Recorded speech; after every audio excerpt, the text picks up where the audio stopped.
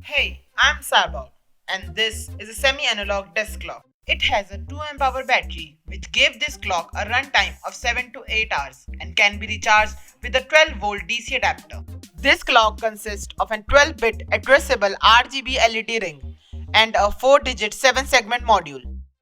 It depicts hours in red, minutes in green, and seconds in blue.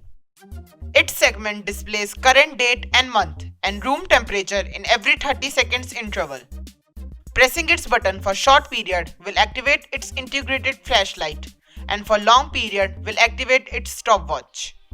For more information related to this project, check the description box below. And if you like this project, then hit the like button and smash the subscribe button for more content like this. Don't forget to follow me on Instagram at @cyborg_2006. Until then, I will see you next time.